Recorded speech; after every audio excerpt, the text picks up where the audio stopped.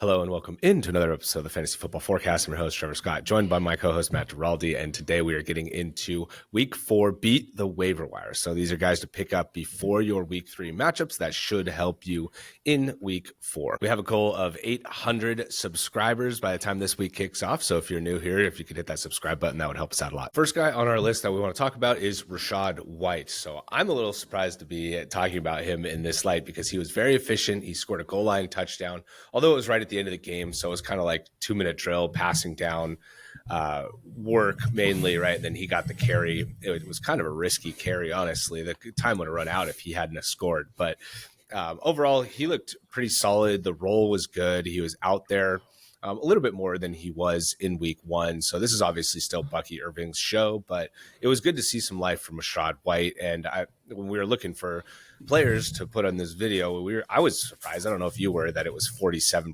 rostered for Rachaad White. So I think that rostership should be trending up. And obviously, if anything were to happen to Bucky, White would be an immediate add for everybody. Yeah, not only is he one of the premier handcuffs, but he has some kind of low-end flex appeal, especially in PPR leagues. If you're dealing with bye weeks, if you're dealing with injuries, if you're in a deeper type format. And, we know he's a good player. We know he's on a good offense. And looking forward to this week, Bucks might be down 3 starting linemen. So maybe we see a little bit more Rachaad White in this game just for how well he does in pass protection. But I do think, as the season progresses, if you are a Bucky Irving owner, you want to make sure you get him on your team, because looking way ahead, they get Carolina and Miami week 16 and 17. So make sure you protect that investment, because those are absolute cupcake matchups to round out the fantasy playoffs. So next guy up here, Kyle Monangai, one of my guys this week. So looking at week 1, he had a 13% snap share. Week 2, we see that jump up to 41%. Now, obviously the caveat being that this was a game in which they were getting blown out. But I will say the Bears are 0-2, and I think there's going to be some changes in this offense. Jacob Gibbs of CBS put out a really good tweet that said Chicago ranks first in yards before contact per running back run, and DeAndre Swift ranks last in rushing success rate among qualified running backs, which is not good. And the icing on the cake is Swift also had a fumble in this game. And I think the telling sign with Kyle Monangai is, Roschon Johnson hasn't even played. So the fact that a 7th round rookie started the season ahead of him on the depth chart is kind of telling of how they view him. And if you look back to Monangai's prospect profile, he was someone that, I was, very interested in. He had back-to-back 1,200-yard seasons. He's got good vision. He's a forced missed tackle machine. He's great in pass protection, all these other things, which made me kind of believe that he could kind of take on that David Montgomery role in the offense. So I'm not saying that, this is the Lions 2.0. Obviously, their offensive line is not anywhere near what the Lions have or had under Ben Johnson, but I think this is one of those guys that, we could see continued role to expand if Swift shows even more inefficiency. Yeah, and with Monangai too, it's somebody that you and I both liked in the pre-draft process. Obviously, he fell to round 7, which isn't great, but yeah, I was definitely worried here that once Roschon was healthy, because he dealt with that foot injury in the preseason, missed week 1, that Monangai's role might evaporate, that he might go to running back 3. But not only did he not go to running back 3, Roschon was healthy and active last week, didn't really play, and it was Monangai who played. So I do think that this is at least a little bit interesting. Now, do I buy the Jacob Gibbs tweet after 2 weeks? Not really. I think Swift is going to be fine. And if they're really blocking that well for him, I think that, that might be another reason to buy Swift, not fade Swift. But I do think overall, Monangai, pretty good handcuff, and somebody that if he's going to get out there a little bit more, you see the 3 targets too. He can be a pass catcher. So, if there is going to be a role that he carves out here, I think he could be decently valuable. And I will say, from a personality perspective with Ben Johnson, this is, one of the guys that I thought would definitely fit in his system. He's never fumbled over 600 carries in college. He's very smart, pass protection, all these kind of little things that, hint, hint, Rome Odunze does very well on this team versus some of the other guys. So kind of the little breadcrumbs, but it'll be interesting to see how his snap share progresses, especially with these upcoming games. The next 2 guys we're going to talk about are the 2 Washington running backs here now. So Jeremy McNichols is who we're going to start with, and then we're going to go to Chris Rodriguez. So Jeremy McNichols is the more likely player to have a 1-for-1 replacement for Eckler. So obviously we're expecting Bill to take on a much bigger workload moving forward. But I think there can still be a role here for McNichols that was not present at all. Now, do I think that this is likely to turn into a fantasy player? Probably not. But since we don't know what the situation is in Washington now that Eckler's gone, I do think it's worth throwing a dart at either of these guys. And if it hits, then you're going to be really happy that you have somebody now that could potentially be a flex player. So if you're really hurting at running back, I think you could do a lot worse than Jeremy McNichols this week. Could give you a little bit of a floor play running back. So he's 8%, really deep league.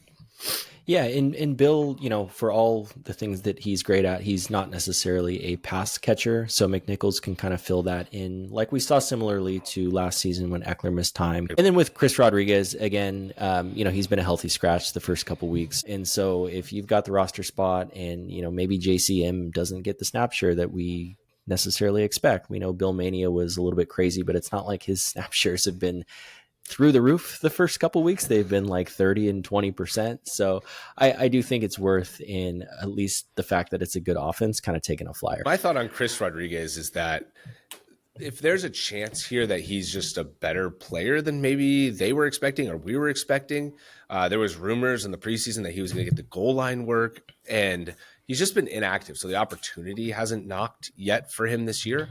And so now I expect him to be active. And if he does get on the field, say he gets 8 carries, but he pops one of them for a 20-yard gain and ends up with 5 a carry, it could just be something where, you hear some positive coach speak about him in the week leading up or in next week after he plays well. So, one of those things where the chances that you end up hanging on to him aren't that high, but in a deep league, I think that it's worth taking a shot. This is definitely a backfield we're going to be breaking down early next week after we see what happens. So next guy up, Elic Ayomanor. So we had him on this exact video last week, so won't spend too much time here, but it ended up being a good call. He was very popular on waiver wire video targets this week.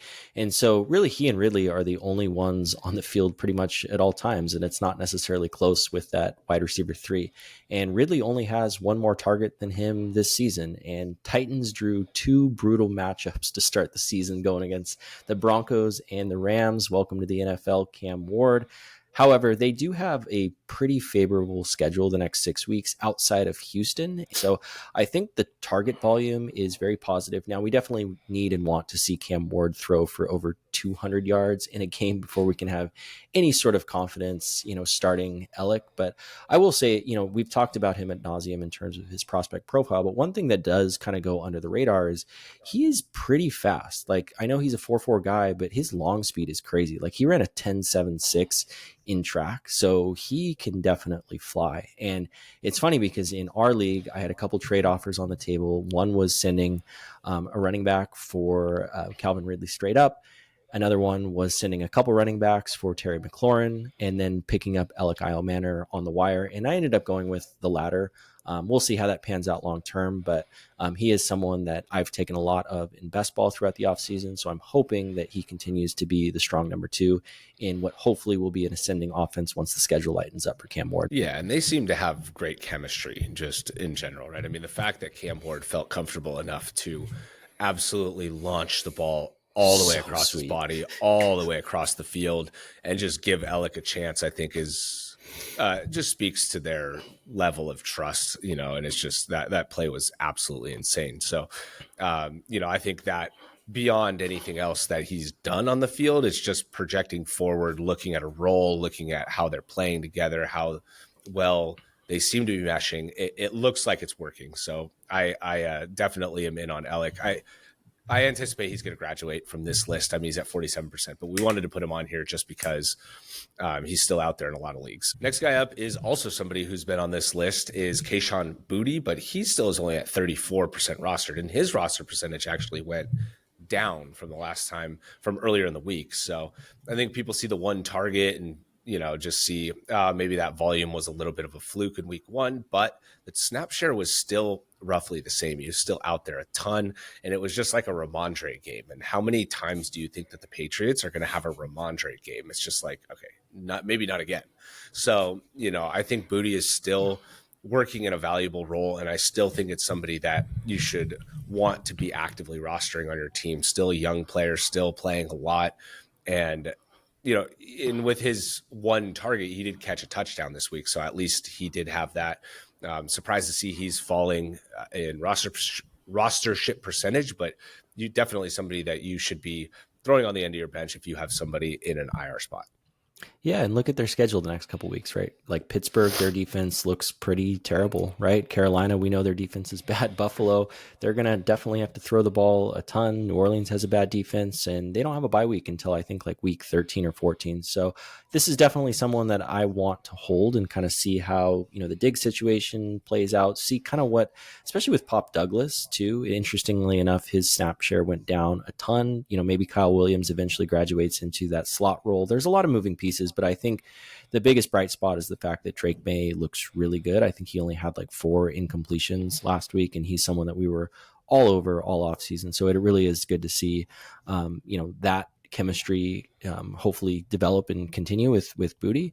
So definitely not someone that you want to be dropping at this point. Next guy up, Luther Burden. I hate to pick 2 Chicago Bears, but I will say with Luther Burden, definitely a deeper league stash, where you're going to need a few things to break right in order for this to pay dividends. But I will say, last week we talked about Troy Franklin as a deep league stash, and that obviously panned out. And so with Ben Johnson, we know, and we talked before about him not being shy about calling out his players and effort and things like that. And he was very quick to do so on the microphone after this last loss. He was talking about effort, guys on tape. We're going to find out at practice who wants to be working hard and who's going to get the ball more, et cetera, et cetera. We have beat reporters saying that they're going to design more plays for Luther Burden.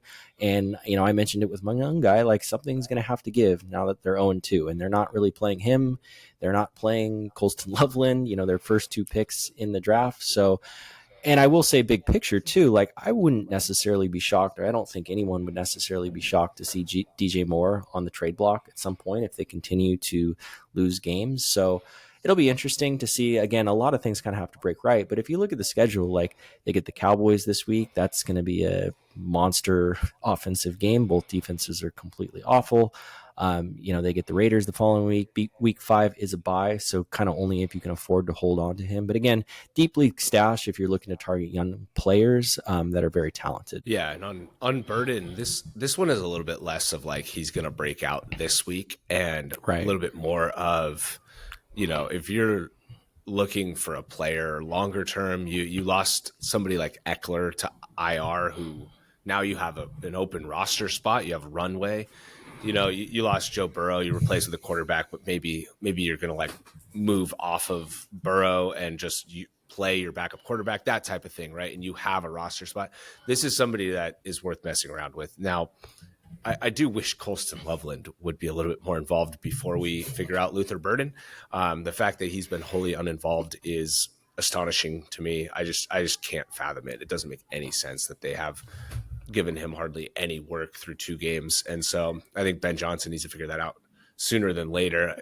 Putting Cole Kmet out there more is just, I don't know. Obviously it's giving Dalton Kincaid vibes, but it's just not something you can afford to do with the 10th overall pick. It's just ridiculous. Besides that tangent, I do think Luther Burden is pretty is obviously talented and should be getting out there more. I mean, you see all the bread all over his player card, but you also do see that he has gotten a couple targets so far, and that in an expanded role, I do think he could be pretty valuable. Moving on to the defenses now. So in week 3, Detroit gets Baltimore. So there's a good chance that they're going to continue to get dropped throughout the weekend here, right? So they're showing 53% rostered.